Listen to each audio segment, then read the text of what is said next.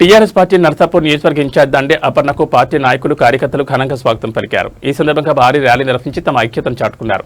డప్పు చప్పుళ్లు నినాదాల మధ్య సాగిన ర్యాలీలో మహిళలు, యువత, పార్టీ శ్రేణులు పెద్ద సంఖ్యలో పాల్గొన్నారు. ఈ సందర్భంగా దండే అపర్ణ మాట్లాడుతూ ప్రజల సమస్యల పరిష్కారమే తమ ప్రధాన లక్ష్యమని అన్నారు. నియోజకవర్గ అభివృద్ధి, ప్రజా సంక్షేమం కోసం నిరంతరం ప్రజలతో కలిసి పనిచేస్తామని తెలిపారు. పార్టీని గ్రామస్థాయిలో మరింత బలోపేతం చేసేందుకు ప్రతి కార్యకర్త కృషి చేయాలని పిలుపునిచ్చారు. ర్యాలీ అనంతరం స్థానిక నాయకులతో సమావేశం నిర్వహించి పార్టీ బలోపేతం, సభ్యత్వ నమోదు, భవిష్యత్ కార్యాచరణపై చర్చించారు. కార్యక్రమంలో నాయకులు గణేష్, రామచంద్రారెడ్డి, పార్టీ నాయకులు, మహిళా కార్యకర్తలు, అభిమానులు పెద్ద సంఖ్యలో పాల్గొన్నారు. నర్సాపూర్ అసెంబ్లీ నియోజకవర్గాన్ని మా కవితకు కానుకగా ఇవ్వబోతున్నాము. నన్ను గెలిపిస్తే మాత్రం ఈ నర్సాపూర్ని ఒక రూపురేఖలే మార్చేస్తాను. నేను ఒక అత్యున్నత స్థానానికి నర్సాపూర్ని తీసుకెళ్తాను. నాకు నర్సాపూర్ అంటే చాలా అమితమైన ప్రేమ. ఎందుకంటే మా తాతగారు గుండం వీరయ్య, మా అమ్మ వాళ్ళ నాన్నగారు గుండం వీరయ్య ఇక్కడ ఎమ్మెల్యేగా చేశారు. 1957లో ఆయన ఎమ్మెల్యేగా చేశారు. తర్వాత మా నాన్నగారు జిల్లా పరిషత్ చైర్మన్గా, ఉమ్మడి మెదక్ జిల్లాకు జిల్లా పరిషత్ చైర్మన్గా ఉండి నర్సాపూర్ నియోజకవర్గానికి కూడా సేవలు అందించారు.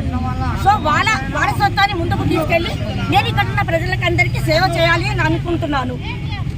ప్రజలకందరికీ న్యాయం చేయాలనుకుంటున్నాను. వాళ్ళకి జరగాల్సిన న్యాయము, సామాజిక న్యాయము, ఆర్థిక న్యాయము అన్ని కూడా నేను జరిపిస్తానని మాట ఇస్తున్నాను. అందరికీ మాట ఇస్తున్నాను. ఉచిత విద్య, ఉచిత వైద్యము, సామాజిక న్యాయము, రైతు బీమా,